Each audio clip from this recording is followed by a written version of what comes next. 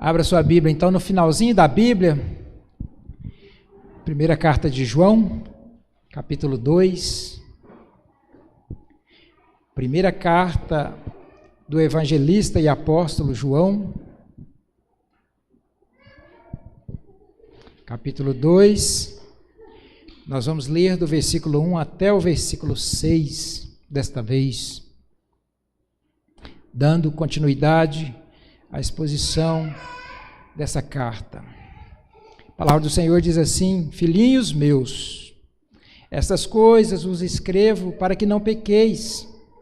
Se todavia alguém pecar, temos advogado junto ao Pai, Jesus Cristo, o justo, e ele é a propiciação pelos nossos pecados, e não somente pelos nossos próprios, mas ainda pelo do mundo inteiro. Ora, sabemos que o temos conhecido por isto, se guardarmos os seus mandamentos. Aquele que diz, eu o conheço, e não guarda os seus mandamentos, é mentiroso, e nele não está a verdade. Aquele, entretanto, que guarda a sua palavra, nele verdadeiramente tem sido aperfeiçoado o amor de Deus. Nisso sabemos que estamos nele. Aquele que diz que permanece nele, esse deve também andar assim como ele andou. Senhor, mais uma vez nós nos colocamos diante do Senhor, pedindo a tua bênção, o teu auxílio, e que o Senhor nos faça aquietar-nos diante de ti, para ouvirmos a tua palavra, aquilo que o Senhor tem para os nossos corações. Se nós atentarmos para isso e tivermos fé, que receberemos por meio da tua palavra a orientação do Senhor, certamente receberemos, porque é o Senhor que fala através de nós quando nós nos submetemos, e é isto que quero agora, submeter ao Senhor, ao teu Santo Espírito, para que possa ser usado e trazer uma palavra boa, uma palavra que possa edificar os meus irmãos, e não só eles, a mim também, que necessito tanto quanto eles da orientação do Senhor para a minha vida. Que o Senhor continue nos abençoando em nome de Jesus. Amém. Meus queridos irmãos, há uns tempos atrás, eu ouvi um testemunho de um senhor já de idade. No seu testemunho ele dizia que já era crente há muitos anos, há mais de 20 anos, mas ele não experimentava uma verdadeira alegria, ele não conseguia conhecer a Deus da forma que Deus deve ser conhecido, com aquela intimidade com o Senhor, aquele conhecimento experiencial, aquele conhecimento que você conhece o seu cônjuge, conhece o seu filho, aquele conhecimento que a gente adquire de viver com uma pessoa. Ele não tinha esse conhecimento, essa alegria de conhecer o Senhor. Ele também não sentia aquele amor que os crentes costumam dizer, eu tenho uma paixão por Cristo. Ele não conseguia. Paixão pelas almas, como assim? Ele pensava no seu testemunho, ele dizia ter paixão pelas almas, ele não conseguia. Inclusive ele orava para que ele pudesse ter paixão pelas almas. Ele sabia que Jesus tinha, né? Jesus demonstrou a sua paixão na cruz, o quanto ele gostava, e ele não tinha essa alegria, e isso esmagava mais porque ele sabia que ele não estava de acordo com Deus, com a vontade de Deus. Ele fazia a obra de Deus, segundo ele tinha cargos na igreja, ele desenvolvia, mas ele até então, ele não tinha essa comunhão, essa alegria para com Deus, apesar de todo o trabalho, toda a dedicação, e ele sabia de fato o porquê que ele não agradava a Deus. Na realidade, esse irmão, ele desobedecia, ele estava em desobediência com Deus durante esse tempo todo, porque ele praticava coisas, segundo o testemunho dele, que a esposa dele não podia saber, os filhos não podiam saber, a igreja não podia saber, e o pastor dele também não podia saber. E ele sabia que Deus sabia, porque Deus sabe de todas as coisas. Mas, num certo momento da vida dele, ele sabendo que ele praticava certas coisas que não agradavam a Deus, que batia frontalmente com a palavra do Senhor, ele estava em desobediência, isso esmagando ele. Um dia ele chegou em casa e ele começou a olhar para a casa dele e ele tinha algumas coisas que ele guardava em sua casa, em outros lugares, que a esposa dele não podia ver, que os filhos dele não podiam ver, que a igreja não podia ver, que o pastor dele também não podia ver. E não foi no tempo agora da mídia, né, do computador e tudo mais. Certamente, se fosse, ele faria uma varredura e também tiraria as senhas. Mas o que ele começou a fazer foi pegar tudo dessa natureza, que a mulher dele não podia ver, ninguém podia ver, e destruiu essas coisas. Acabou com isso de um ato só. E depois que ele destruiu essas coisas todas que ele guardava, que ninguém podia ver, ele orou ao Senhor de joelho e disse: Senhor, agora eu te peço o auxílio do Espírito Santo para me trazer à mente qualquer coisa que eu faça, que a minha esposa não possa ver, que meus filhos não possam ver, que a igreja não possa ver e que o meu pastor também não possa ver. Eu quero que o Senhor traga tudo agora na minha mente, qualquer conduta, o que eu faça que as pessoas não possam ver de uma forma totalmente transparente. E assim o Senhor trouxe na mente daquele homem tudo que ele fazia, que ninguém podia ver. E ele confessou, após destruir aqueles objetos, ele confessou ao Senhor.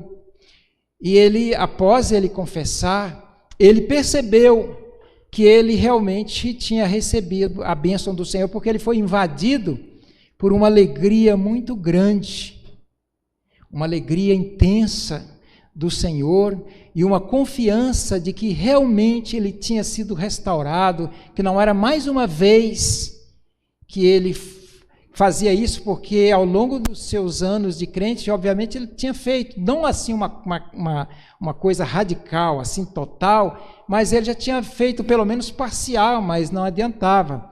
Mas ali foi radical, ele estava sendo esmagado pela consciência, ele não conseguia dormir, o Espírito Santo escalou ele, recanteou ele na parede, e ele não tinha saída, e ele fez e experimentou essa alegria, porque ele deixou de ser desobediente. Na realidade, o que ele estava fazendo é isso, porque ele, como conhecedor da palavra, ele sabia que a palavra de Deus dizia exatamente como ele deveria fazer. Conhecendo Jesus, ele sabia que ele deveria imitar Jesus, e Jesus não fez nada disso quando andou aqui na terra. Jesus era totalmente transparente, limpo como cristal, e que não tinha nada que esconder de ninguém, não tinha nada que oculto, secreto, não, ele não tinha. Então ele sabia tudo isso e ele vivia em desobediência, e ele resolveu a partir dali obedecer completamente o Senhor. Os versículos que antecedem esse texto que nós lemos, que fala exatamente sobre a importância da obediência, a partir do capítulo 1, do versículo 5, olha o que está escrito, principalmente o versículo 5 e 6 do capítulo 1. Está escrito que Deus é luz e que nele não há trevas. É isso que está escrito nesses versículos. E luz, aqui em João e na Bíblia, a luz significa exatamente transparência, brilho, pureza, santidade. Luz é isso. Luz é clareza, é transparência, é santidade, é pureza. E ao contrário, aqui trevas é exatamente coisas ocultas, coisas escuras, coisas dúbias, pecados, sujeiras, escuridão. É exatamente isso que trevas significa aqui. Então, olha no versículo 5 do capítulo 1, o que ele está dizendo. Ora, a mensagem que da parte dele temos ouvido e vos anunciamos é esta, que Deus é luz, e não há nele treva nenhuma. Aliás, Deus não tem luz, diz o segundo texto, que ele é a própria luz. Ora, a mensagem que da parte dele temos ouvido e vos anunciamos é esta, que Deus é luz, e não há nele treva nenhuma. Se dissermos que mantemos comunhão com Ele e andamos nas trevas, mentimos e não praticamos a verdade. É uma contradição. Deus é luz, é transparência, é pureza. Então, nós demonstramos o nosso amor para com Deus quando nós também somos transparentes. Esconder o quê, de quê e para quê? A vida do crente, ela precisa ser transparente. É por isso que eu quero falar com vocês sobre a importância da obediência, porque é com a obediência, se nós obedecermos a palavra, formos imitadores de Cristo, nós conseguiremos viver uma vida transparente, que não precisamos esconder nada de nossos cônjuges, de nossos filhos, de nossa igreja, de nosso pastor, não precisamos esconder. A obediência é muito importante. Eu quero citar para vocês apenas 2 exemplos na Bíblia de desobediência, para vocês verem como a desobediência é catastrófica, é destruidora, é terrível. Apenas 2 exemplos de desobediência na Bíblia. A desobediência foi a causa da entrada do pecado no mundo. Esse é o primeiro exemplo. A desobediência foi a causa de toda a tragédia da natureza e do homem. Quando Deus criou o homem ali no jardim do Éden, não é? O homem e a mulher, e ele fez um teste de obediência. Para vocês não vão comer daquela árvore. Vocês não me desobedeçam, porque se vocês me desobedecerem, vocês vão morrer. E eles desobedeceram. E o resultado foi terrível, como vocês sabem. A desobediência é assim. O outro exemplo é que a desobediência foi a causa de Saul perder o reino. E vários exemplos de desobediência de Saul, eu quero citar só um, de uma guerra que ele teve com os amalequitas. Porque Deus ordenou que Samuel fosse até Saul e dissesse: Saul, você vai destruir os amalequitas. Toda aquela nação malvada, você vai destruir todas as pessoas, os seres humanos. Você vai destruir todos os animais, o gado, as ovelhas, os cabritos, tudo vai passar pelo fio da espada. E Saul foi então, reuniu o seu exército e foi ao encalço dos amalequitas. E chegando lá, ele destruiu todos os seres humanos, mas ele não destruiu o rei dos amalequitas, e ele pegou o melhor do gado, o melhor das ovelhas, o melhor dos animais, os mais bonitos, mais saudáveis, e trouxe consigo. E Deus ordenou Samuel, dizendo: vá, porque Saul me desobedeceu, e diga isso e isso para ele. E Samuel chegou lá e disse: olha, você não obedeceu ao Senhor, por isso ele vai tirar o seu reino, você vai perder o seu reino, porque por várias vezes você desobedeceu ao Senhor.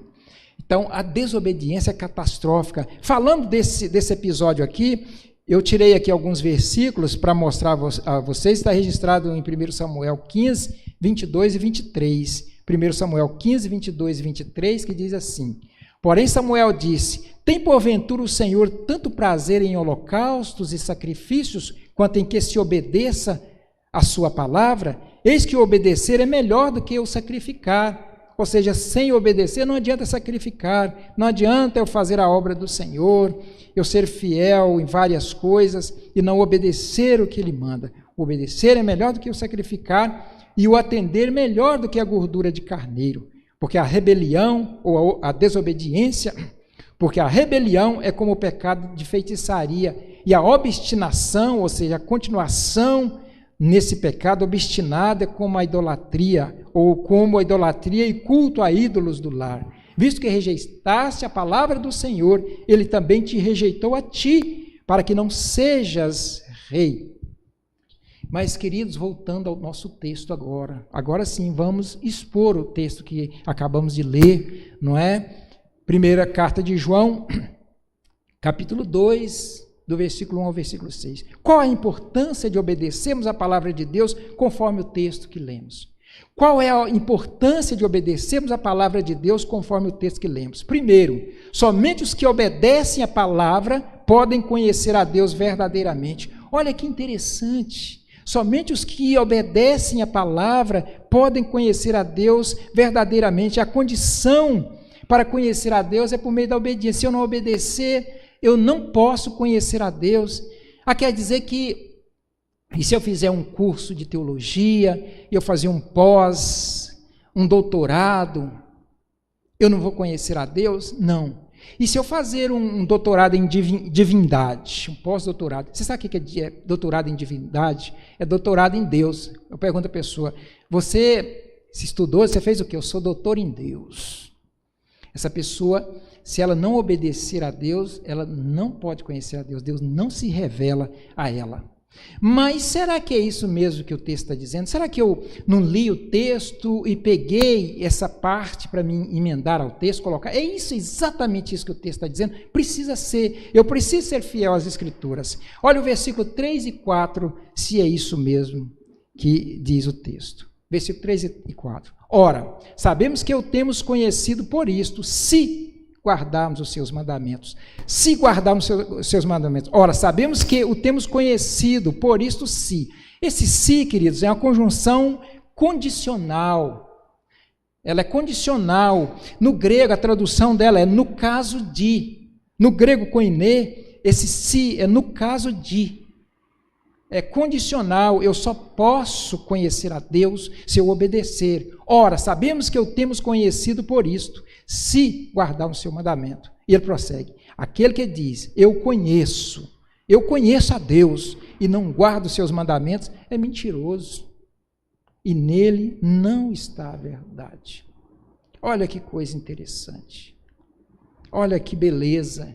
Eu posso conhecer a Deus, a pessoa mais inculta da terra. Deus não ia fazer isso, né? Acepção de pessoas, como nós vamos ver depois os gnósticos, que só poderia conhecer a Deus, poderia ser salvo, os iluminados, quem conhece.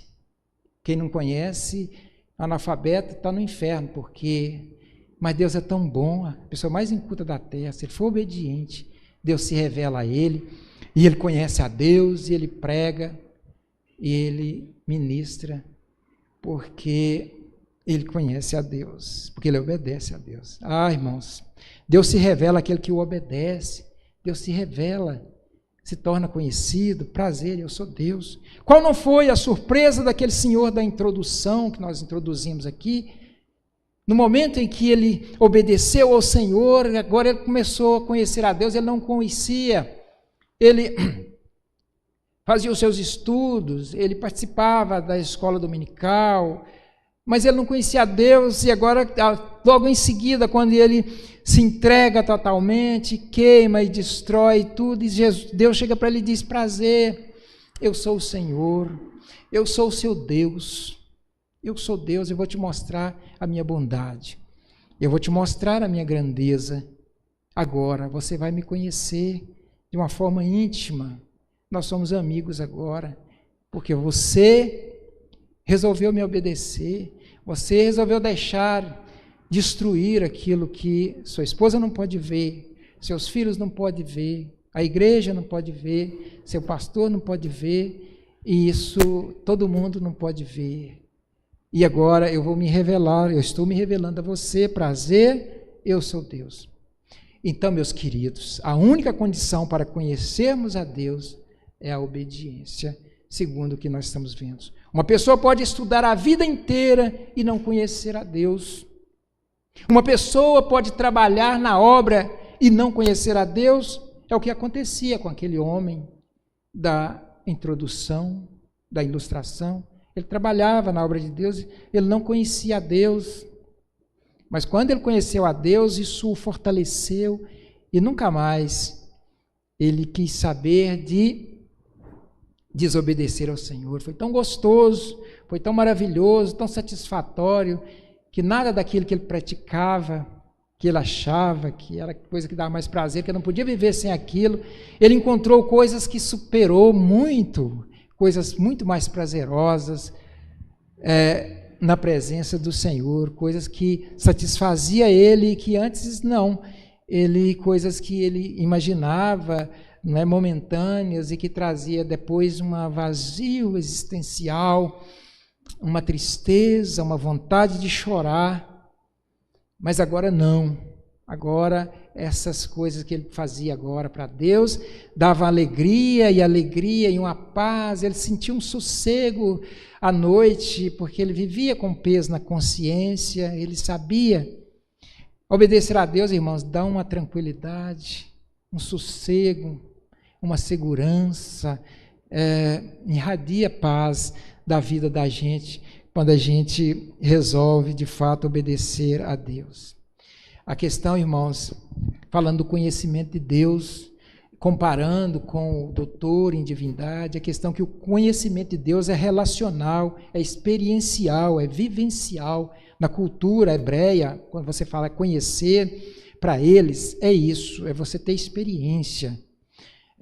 Você passa a conhecer a Deus quando você começa a conviver com Ele, aí você vai conhecendo mais, você dorme com Ele, escova os dentes com Ele, você vai para o trabalho com Ele, volta, você come com Ele, você lá, então, Ele está com você, aí você vai, não tem como você não conhecer, você conhece mais Ele e Ele conhece você do que o seu cônjuge, você passa mais tempo com Ele, você passa 24 horas com Ele, pertinho dEle, e aí você adquire um conhecimento de Deus, esse conhecimento que vale. É importante um curso teológico, é importante, é necessário, é maravilhoso, um bom livro, mas isso não passa de uma ferramenta de trabalho. Isso é ferramenta, que se nós não tivermos essa obediência, conhecimento, ele não vai adiantar para nós nada. Vamos começar a falar coisa aí, sem nexo, enfim, não vamos ter a iluminação do Espírito Santo, e vamos ser talvez um bom professor universitário, mas esse conhecimento que arde o coração, esse não vai acontecer de jeito nenhum. Deus não se relaciona com aquele que vive em desobediência, quanto mais. Deus não se relaciona. Como é que ele vai se relacionar com uma pessoa, não é ter essa intimidade, se ele vive desobedecendo? E é óbvio, eu digo quanto mais, que é uma coisa contínua, e a pessoa vai... Porque nós desobedecemos, às vezes, o Senhor. E então nós confessamos os nossos pecados, como diz o versículo 1 e 2. Eu digo isso, filhinhos, diz João, para que não pequeis. Mas se pecar, nós temos advogado junto ao Pai. Não é esse pecado, mas é um pecado contumaz. Como é que Deus vai relacionar com essa pessoa? Deus é luz, Ele não pode estar nas trevas. Eu estou cheio de coisas escondidas, cheio de coisas obscuras, coisas ocultas. Estou ali relacionando com Deus, e Deus está me relacionando comigo, e eu conheço a Deus. Não, eu não conheço a Deus, se assim eu fazer. Paulo aqui, irmãos, ele está combatendo o antinomianismo dos gnósticos. Eles eram contra nomos, contra a lei, contra a regra e contra tudo. Eles diziam o seguinte: o caminho é o conhecimento e não a obediência. O caminho para a salvação é o conhecimento, não é a obediência. Por quê? Porque de que adianta eu obedecer, eu praticar o que a Bíblia diz? A matéria é má, e só o Espírito que vai ser salvo. A matéria vai acabar, ela não vai subir. Então, e ela também não contamina o Espírito. Então, eu posso pecar com o corpo, que é o pecado, é por meio do corpo. E a matéria é má, e ela não vai subir, e ela não contamina o Espírito. O que eu tenho que fazer então? Eu tenho que ter conhecimento. É o conhecimento que salva, porque é o conhecimento que purifica o Espírito. Como eu purifico o Espírito? Por meio do sangue de Cristo? Não. É por meio do conhecimento. Eu preciso ser um iluminado, senão não vai adiantar. Não adianta eu obedecer ou não, tanto faz. Se você quiser, você pode aproveitar e se acabar no pecado, porque isso não atinge o Espírito. Isso é apenas a carne, e a matéria é má mesmo. Ela não presta mesmo, não. Ela é diferente do Espírito. É assim que eles diziam. E João dizia: o conhecimento de Deus vem pela obediência a Ele. O conhecimento de Deus, ele diz, se alguém diz que conhece a Deus e não obedece, não pratica, é mentiroso. Então, ele está combatendo aqui uma ala grande dos gnósticos da época, que dizia exatamente isso. Peque à vontade, não tem problema, porque isso é a matéria é má, mas busque o conhecimento, que se você buscar o conhecimento, é o conhecimento que... E aí, a maioria das pessoas naquela época não tinha acesso. Então eles eram os iluminados, eles eram os salvos, e boa parte não tinha. E João, completamente diferente, fala, não, você precisa obedecer. Se você obedecer a palavra, você vai conhecer a Deus, e é a única forma de conhecer. Mas, queridos, voltemos ao texto, nós estamos expondo, então, do versículo 1 ao versículo 6, né, da primeira carta de João. Voltemos ao tema. Qual a importância de obedecermos a palavra de Deus? Primeiro, que a obediência, é a única condição para conhecermos a Deus. É isso que está dizendo lá. A obediência à palavra de Deus é a única condição para conhecermos a Deus. Segundo, somente os que obedecem à palavra podem amar a Deus. Só quem obedece à palavra pode amar. Não tem como amar a Deus se não obedecer à palavra. Se você não obedece à palavra, você não ama a Deus. Mas é isso mesmo que o texto está dizendo. Eu não propus expor o texto, então eu preciso expor o texto. Vamos ver se o versículo 5 está dizendo isso que eu estou afirmando. Somente os que obedecem à palavra podem amar a Deus. Olha o versículo 5, então. Aquele, entretanto, que guarda a sua palavra, ou seja, que obedece a sua palavra, nele verdadeiramente tem sido aperfeiçoado o amor de Deus. Nisto sabemos que estamos nele. O verbo-chave para a gente entender aqui é esse aperfeiçoando. Ora, aquele, entretanto, que guarda a sua palavra, nele verdadeiramente tem sido aperfeiçoado o amor de Deus. Esse aperfeiçoado no grego é teleior, é tornar perfeito, é completar. Mas o verbo aqui no grego, ele é como se fosse o presente contínuo no inglês, próximo isso ao gerúndio em português. Ou seja, no grego mesmo é uma ação que foi realizada, mas continua sendo aperfeiçoada, porque ele diz assim, aquele, entretanto, que guarda a sua palavra, nele verdadeiramente tem sido aperfeiçoado. Não foi aperfeiçoado e acabou. Aquele, entretanto, que guarda a sua palavra, nele verdadeiramente tem sido aperfeiçoado, está sendo aperfeiçoado, está trabalhando nele o amor de Deus. Ele já recebeu o amor e isso está sendo desenvolvido. Nele sabemos, ou seja, nisto sabemos que estamos nele. Então, veja bem, apenas aquele que guarda, que obedece à palavra de Deus. É interessante isso, né, irmãos? Um filho que vive desobedecendo o pai não demonstra amor por ele. Ele vive o tempo todo desobedecendo o pai. Não é uma coisa que acontece, mas ele é quanto mais desobedecendo o pai. Eu estou agora me referindo aos pais mesmo, físico. Ele demonstra um desprezo pelo pai. E o pai fala para ele ir para aqui, ele vai para ali, ele sempre é contrário. Ele não obedece o pai. Que amor ele tem para com o pai, que amor ele demonstra para com o pai se ele é desobediente. A mesma forma é nosso relacionamento com Deus. Só podemos demonstrar amor por Deus quando nós obedecemos. Quando nós estivermos em desobediência a Deus, nós não podemos dizer que nós amamos a Deus e somos amados por Ele também nesse sentido aqui. Uma coisa interessante, irmãos, é que o filho obedece o pai por 3 motivos. E só esses 3 motivos. O filho obedece o pai por medo, por recompensa ou por amor. Quando o filho obedece o pai por medo, ele diz assim, eu vou obedecer, eu vou fazer o quê? Se eu não obedecer, ele vai me quebrar, vai sobrar para mim. Então não tem alternativa, eu vou obedecer. Isso não é obediência. Isso é pressão, coerção. Isso é prisão.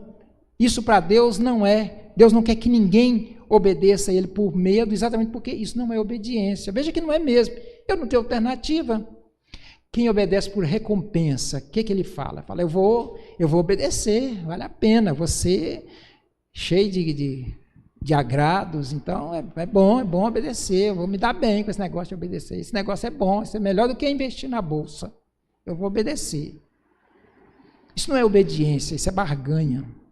Isso não é. E é assim que os filhos obedecem os pais. A última forma que os filhos obedeceram o pai é por amor. Ele diz o seguinte, eu obedeço porque eu sinto uma alegria em obedecer, porque eu amo meu pai. E eu sou como uma continuação dele. A coisa mais feliz para mim é ver ele feliz, é agradar a ele. E independente de qualquer coisa, isso é o maior prazer que eu tenho, é obedecer meu pai. é estar perto dele, sem nenhum interesse. Estar perto dele, não é eu aproximo do meu pai, eu sento no colo dele, não é para ganhar um pirulito, uma balinha, e nem porque se eu não fizer isso ele me bate, é porque é muito gostoso estar nos braços do meu pai. Eu sinto uma coisa maravilhosa e obedecer ao meu pai, isso se chama voluntariedade. Essa é a obediência que Deus requer, e é a única obediência, as outras não é obediência. Quando eu voluntariamente, isso me causa prazer, alegria, sem esforçar, é a melhor coisa, a melhor opção. Qual? Você tem essa opção e essa, qual que você quer? Eu quero obedecer, porque eu quero ver meu pai feliz, ele estando feliz, eu estou feliz. Se ele ficar triste, eu fico triste também. Se ele chorar, eu choro também. A melhor coisa que eu quero é obedecer ao meu pai. Isso é obediência. E é nesse ponto que nós devemos chegar. Para ficar muito leve e prazeroso, né? Quando Jesus disse, vinde a mim todos que estáis cansados e sobrecarregados, e eu vos aliviarei. Tomai sobre vós o meu jugo e aprendei de mim, porque sou manso de coração, e achareis descanso para as vossas almas, porque o meu jugo é suave, o meu fardo é leve. Quando ele fala meu jugo é suave, o meu fardo é leve, isso quer dizer exatamente, você vai encontrar alegria só em me obedecendo. Se você não vai encontrar o prazer, as noites maravilhosas em que você deita e dorme tranquilo e amanhece, aquela alegria, aquele dia mais lindo, ainda que esteja chuvoso, que chuva linda, que dia maravilhoso, você só vai ter esse prazer quando você me obedecer. Você vai encontrar alegria só aí. As pessoas, irmãos, que obedecem o Senhor, verdadeiramente elas encontraram o segredo da felicidade, o segredo da paz. Isso é que satisfaz, isso contenta ele em qualquer momento. Então o caminho é a obediência. É isso que João está ensinando aqui, a importância da obediência e como ela é importante. Para fechar esse tópico, não todo o sermão, porque eu ainda tenho um pequeno tópico, mas para fechar esse com chave de ouro, a cereja do bolo, todos vão ler João 14, versículo 15. João capítulo 14, versículo 15, para colocarmos a cereja no bolo, não é desse tópico que nós estamos desenvolvendo, ok? Já está projetado ali. O versículo que diz assim, ó, se me amais, guardareis os meus mandamentos. Se me amais, se me ama, guarda os meus mandamentos. A única condição para amarmos a Deus e para sermos amados por Deus é por meio da obediência. A obediência é muito importante.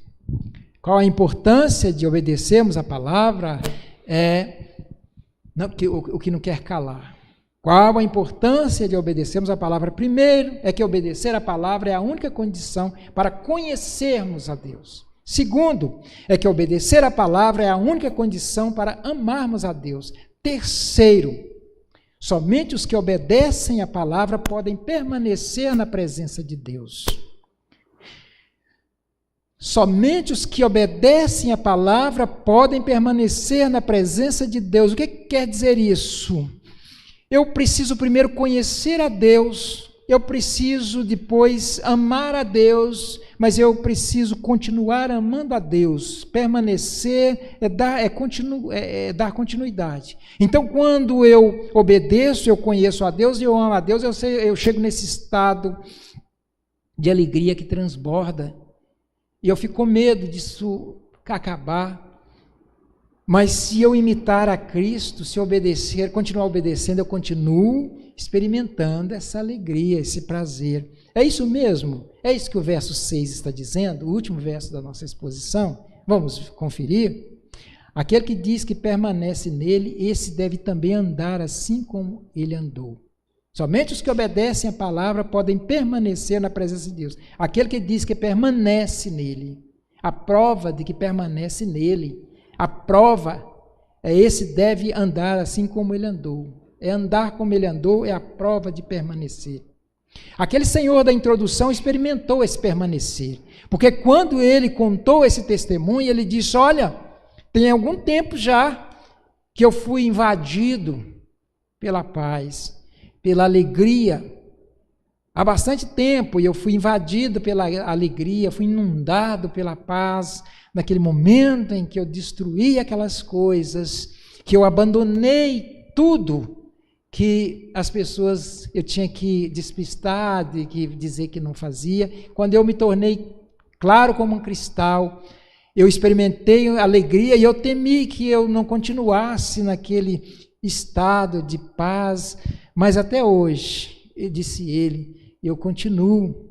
Não é que eu não peque, mas quando eu dou um deslize, eu corro. Eu lembro do que eu fiz e eu corro e falo, tem misericórdia de mim, eu quero continuar obedecendo, me ajuda a obedecer, tem misericórdia de mim. E aí ele disse que voltava e ele permaneceu, exatamente porque ele continuou obedecendo a Cristo. O padrão de obediência é o exemplo de Cristo. Mas como Cristo andou? Nós precisamos saber como Cristo andou para que nós possamos imitá-lo ou ver se nós estamos imitando ele. Como é que Cristo andou? Primeiro, Jesus Cristo teve uma vida de oração e comunhão com Deus. Ele tinha comunhão constante e íntima comunhão com o Pai, oração constante e íntima comunhão com o Pai. Jesus orava nas madrugadas, nos lugares, não é? E ele tinha uma comunhão muito íntima, ele conversava com o Pai, mas ele era filho de Deus, não, foi aberto, foi rasgado o véu, e nós podemos ter essa mesma comunhão que Jesus tinha de conversar com o nosso Pai, e temos a palavra, e ele responde por meio da palavra. Então você tem tido uma vida de oração e comunhão com Deus, tem tido essa vida contínua de oração e tem conversado com o Pai, orado, falado com Ele e lido a palavra para receber. Outra coisa que Jesus fazia que nós devemos imitar é o amor e a compaixão pelas almas. Jesus, certa feita, olhou para as multidões e as viu como ovelhas exaustas e cansadas, sem pastor, e disse, eu tenho compaixão dessa gente. E disse, a seara é grande, mas são poucos os trabalhadores, e falou para os discípulos, orai para o Senhor da seara, para que ele mande mais pastores para cuidar das ovelhas. Nós temos tido amor e compaixão para com as almas que estão caminhando a passos largos para a perdição. O que é que nós temos feito? Outra coisa que Jesus praticou e que nós devemos imitar é a humildade e o serviço. Jesus lavou os pés dos apóstolos e diz, olha, eu sou o Senhor e fiz isso, vocês devem agir dessa forma. Ele não instituiu uma doutrina, o lava-pés, mas agir com tamanha humildade. E ele disse, olha, o Filho do Homem não veio para ser servido, mas para servir e dar a sua própria vida em favor de muitos. Como é que tem sido? Temos sido arrogantes, soberbos, ou temos sido humildes e prestado serviço aos demais? Obediência a Deus, o Senhor foi obediente até a morte, e morte de cruz. Justiça e integridade, Jesus era justo, ele não tinha duas balanças, dois pesos, ele era justo e íntegro. Nós somos justos nos nossos negócios, nós somos íntegros. Integridade é ser inteiro, completo, sem faltar. Nós temos sido assim. Outra coisa que Jesus praticava que nós devemos imitar é o ensino e a proclamação da palavra. Diz que Jesus ia de cidade em cidade ensinando e proclamando o reino de Deus. Temos sido assim, temos ensinado e proclamado o reino de Deus, a palavra de Deus, nós temos imitado essas coisas que Jesus fazia. Você vai ler nos evangelhos e você vai ver. Outra coisa que Jesus praticava, o sacrifício e abnegação. Jesus não poupou nada, ele era abnegado, ele tinha, o amor dele não era uma barganha, não era porque a pessoa fazia alguma coisa, ele nos amou quando nós éramos inimigos, e ele não pensava em nada em troca, ele se sacrificou. Jesus sacrificou-se por amor, colocando as necessidades dos outros acima das suas necessidades. Ele deu a sua vida para salvar o pecador. Mas, queridos, concluindo, você pode dizer, não, mas isso não é para mim, eu estou numa situação, eu não consigo, eu estou numa situação que não dá, para mim realmente agir dessa forma. É por isso que João escreveu o versículo 1 e o versículo 2. Eu inverti, eu quero concluir com o versículo 1 E o versículo 2, para você, que nós vamos ler agora, o que João diz? Ele diz assim no versículo 1 e versículo 2: Filhinhos meus, estas coisas vos escrevo para que não pequeis. Vocês não pecaram que eu escrevo essas coisas. Se todavia alguém pecar, temos advogado junto ao Pai, Jesus Cristo, o justo. E ele é a propiciação pelos nossos pecados, não somente pelos nossos próprios, mas ainda do mundo inteiro. Então Jesus, ele é o advogado, ele está à direita do Pai, ele intercede por nós. Precisamos confessar, fazer como aquele homem fez, de uma forma madura, de uma forma sensata, porque quando um advogado está ali para defender alguém no júri, e ele absolve aquela pessoa, um advogado, né, competente, bom, justo, e ele absolve aquela pessoa, aquele réu, podemos chamar assim, porque nós éramos réu. Quando ele sai, ele não fica pensando, cadê um pecado? Deixa eu pecar ali, que eu tenho um advogado, eu vou pecar, e aí porque o advogado é o Senhor dos senhores, ele é o sábio dos sábios. Ninguém pode enganar o Senhor Jesus. Então, quando diz que nós temos advogado, ele está intercedendo por nós, mas precisamos chegar a ele com confiança de que ele de fato nos perdoa, mas com nenhuma intenção, má intenção, achando que a coisa funciona dessa forma, eu vou pecando e ele é como aquele senhor ali, é com a decisão uma tomada de decisão, senão não funciona, porque ele prevê, ele é onisciente, ele sonda os nossos corações, ele sabe qual é a nossa intenção, ele sabe o que vai acontecer no dia seguinte, então é tudo para ele, está transparente lá, ele está vendo o futuro, o passado, não adianta, você é transparente com ele, é sério, ou não vai rolar. Então ele é o advogado, não há pecado que ele não possa perdoar, não há o que você tenha feito, por maior que seja, que você não possa tomar essa decisão. Mas se você precisa disso, você faça. Nós vamos fazer o seguinte aqui. Quando você chegar em casa, faça isso. Olha pela casa fora. Olhe se tem alguma coisa. Não é que o seu cônjuge não possa ver, não, que alguém não possa ver. Por que alguém não possa ver? Olha para dentro de você após dar uma geral. Se tiver alguma coisa, destrua. Acabe com aquilo que Deus vai te abençoar, você não imagina como Ele vai recompensar. Queima uma coisa mal adquirida, qualquer, eu não sei, uma coisa que causa entristeça a Deus, destrua isso. Ore a Deus e diga: Senhor, me faça lembrar como aquele Senhor, de qualquer coisa que eu faça que alguém não possa ver. Eu quero ser transparente. Esconder de quê? Para quê? Por que eu vou esconder? Esconder o quê? A não ser que seja uma coisa que não é guardada por lei, alguma coisa. Tem coisas, não é, que não tem nada a ver com pecado. A gente guarda aquilo por prudência, por alguma coisa, mas qualquer coisa que entristeça a Deus, eu estou escondendo isso porque não pode, é pecado e é ruim. Qualquer coisa assim, você deixa, você abandona, então, a partir de hoje, e faça esse propósito com Deus. Teria alguma coisa em sua casa? Teria algum ato que você está fazendo que não pode, as pessoas não possam saber? Isso é treva. Deus é luz.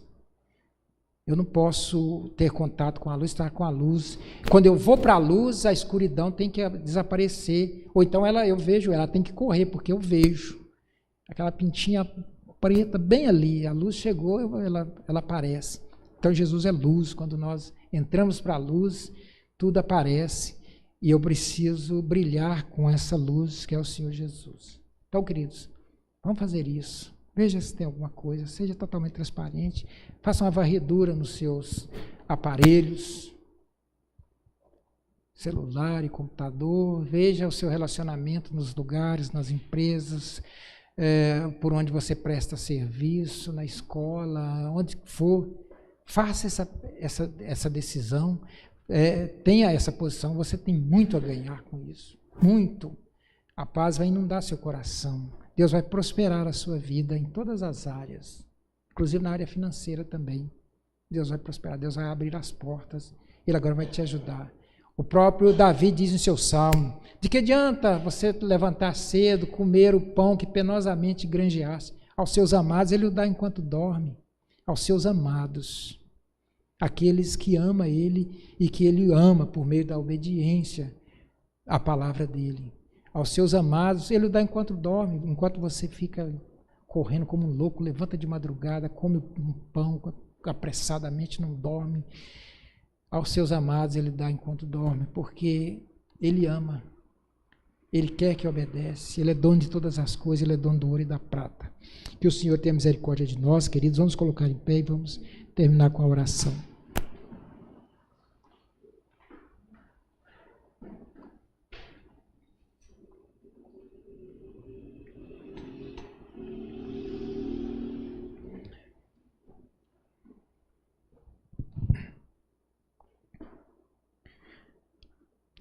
Senhor Jesus, nosso advogado, neste momento, Senhor, nós queremos pedir a Tua misericórdia para com as nossas vidas. Nós queremos, Senhor, neste momento, que o Senhor traga à nossa mente qualquer coisa, Senhor, que entristeça o Teu Santo Espírito. E o Senhor venha trazer isso, Senhor.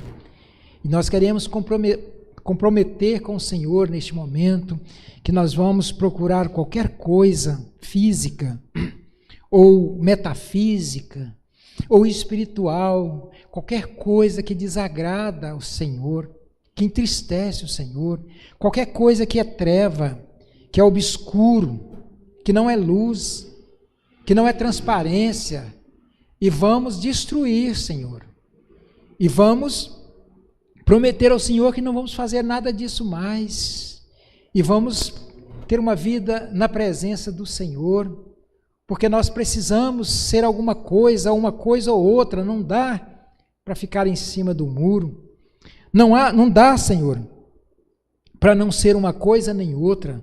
Nós precisamos ser luz, nós precisamos brilhar. Tem misericórdia, porque o Senhor perdoa todos os pecados. O Senhor morreu na cruz para lavar a nossa mente, a nossa alma, o nosso ser. E o Teu sangue, Jesus, é poderoso, é capaz, não há pecado que o Teu precioso sangue não possa lavar.